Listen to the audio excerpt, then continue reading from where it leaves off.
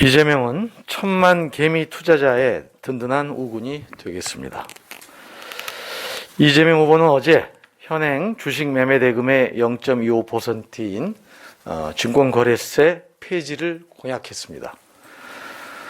정보 비대칭과 자금력의 차이로 기울어진 운동장인 주식시장의 공정성을 회복하겠습니다.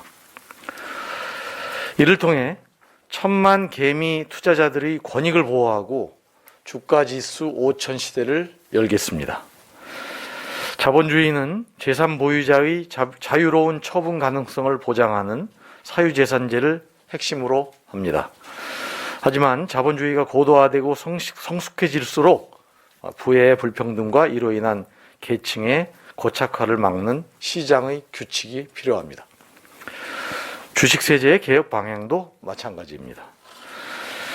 국세청에 따르면 2020년 기준 전체 주식 양도소득 금액 18조 7천억 가운데 상위 10% 소득자가 전체 주식 양도소득 금액의 90% 이상을 차지하는 것으로 나타났습니다.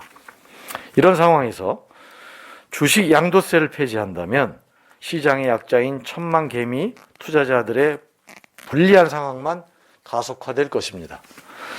큰손 부자의 시장에서의 우월적 지위만 한층 더 강화될 것입니다. 어제 토론에서 윤석열 후보는 주식 양도세가 어떻게 만들어진 줄 아느냐 하는 질문에 답하지 못했습니다. 원인도 모르면서 양도세 전면 폐지만 공약한 것입니다.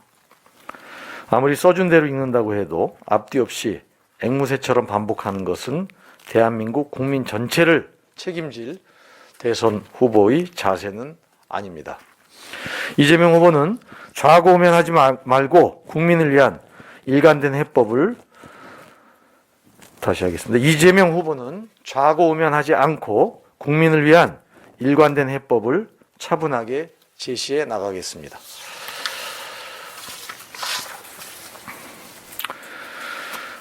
다음 논평입니다.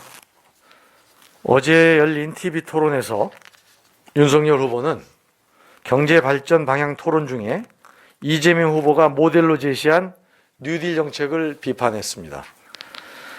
4차 산업혁명의 시기에 정부가 나서서 하는 투자는 민간의 구축 효과를 가져올 것이라는 설명입니다. 또한 재정정책이나 금융정책으로 하는 지원은 어렵다고 했습니다. 급하게 베끼려 하니 정책을 제대로 알 리가 없습니다.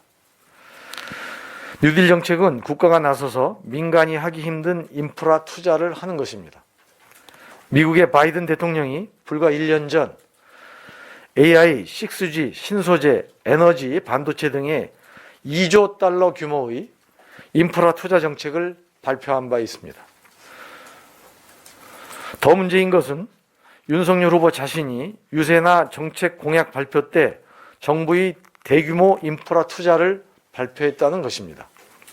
그래놓고 이 후보를 비난하기 위해 자신의 정책을 부정한 것입니다. 윤 후보는 지난 1월 24일 시스템 반도체 고도화 집중 지원책을 발표하며 정부가 관련 산업을 육성시켜야 한다고 말했습니다. 한 달 전에는 반도체 산업 발전을 위해 정부가 대규모 투자하겠다고 하더니 어제 토론회에서는 왜 정부의 대규모 투자와 재정정책을 터부시한 것입니까? 참모들이 써준 대로 대본을 읽은 것입니까? 무조건 이 후보와 반대로 말하려 한 것입니까? 한편에서는 정부 개입이라면 일단 무조건 막고 보자는 극단적인 신자유주의를 말하며 다른 한편에서는 대규모 인프라 투자를 하겠다고 말합니다. 대체 어느 장단에 맞춰야 하는지 묻지 않을 수 없습니다. 똑같은 정부 투자를 두고 자신이 하면 구축 효과가 없고 이재명 후보가 하면 민간의 구축 효과가 생긴다는 획기적인 아전인수가 놀랍습니다. 경제를 모르는 후보가 어떻게 대전환의 위기에 처한 대한민국을 이끌 수 있겠습니까? 경제에 대해 무지한 후보, 경제 정책의 방향성도 제대로 정리되지 않은 윤석열 후보는 대한민국의 경제 정책을 다룰 자격이 없습니다. 네, 이상입니다. 고맙습니다.